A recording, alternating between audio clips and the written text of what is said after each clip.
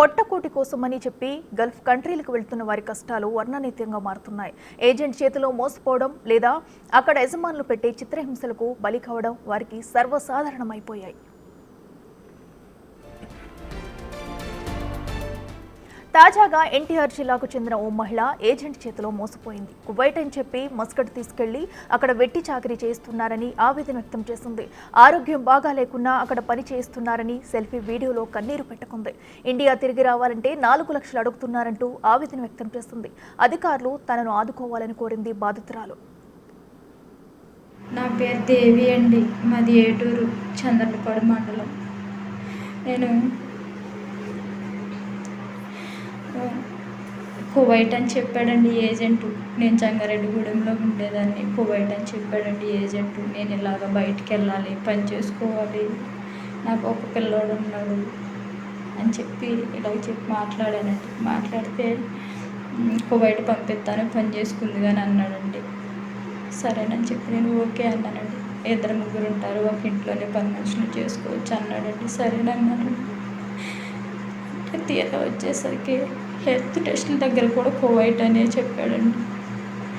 తీరా ఫ్లైట్ దగ్గరకు వచ్చేసరికి మస్కట్ టికెట్ చేతిలో పెట్టాడండి. సరే ఏదైతే ఏమైందిలే అని చెప్పి పని చేసుకోవటానికే కదా అని చెప్పి నేను వచ్చానండి. తీరా మస్కట్ వచ్చేసరికి ఆఫీస్లో 4 రోజులు ఉంచారండి. బోల్డంతమంది ఉన్నారండి. ఆఫీస్లో 4 రోజులు ఉంచారు. 4 రోజులు ఉన్న తర్వాత వేరే ఇంట్లో పెట్టారండి. ఇప్పుడు ఈ ఇంటికి వచ్చిన తర్వాత ఇది చాలా పెద్ద ఇల్లు అండి. చాలామంది జనం ఉంటారు. నేను చేయలేకపోతున్నాను పని. నాకు ఒంట్లో బాగుంటలేదు. ఈ వాతావరణానికి పనికి నాకు బాగుంటలేదు. మీరు ఇంటికి వచ్చేద్దామని అడిగితే ఏజెంట్ పేరు థామస్ అండి. అడిగితే నువ్వు ముందు ఆఫీస్కి వెళ్ళంటున్నాడండి. నేను ఆఫీస్కి వెళ్ళటానికి ఆఫీస్ మేడంకి ఫోన్ చేసి అడిగితే ఆఫీస్ మేడం ఏమో నువ్వు చేతిలో డబ్బులు పెట్టుకొని ఏజెంట్తో మాట్లాడుకొని ఆఫీస్కి రా అంటుందండి.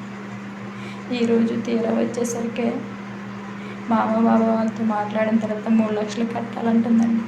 ఆ 3 లక్షలు ఉంటే నేను ఎందుకు వస్తానండి? నాకు నేను వచ్చానండి. నాకు ఇంటి దగ్గర కూడా ఎవరు సహాయం చేయకపోవటం వల్ల, ఎవరు హెల్ప్ చేయకపోవటం వల్ల అప్పులై నేను ఎంతవరకు వచ్చాను.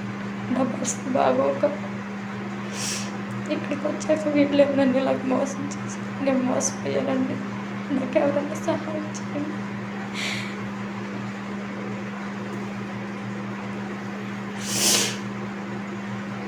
ఇప్పుడు కొన్ని బాత్రూంలోకి వచ్చి మాట్లాడుతున్నారండి. నాకు వైఫై సాయంత్రం పూటే ఉంటుందండి, పొద్దున పూట వైఫై ఉండదండి.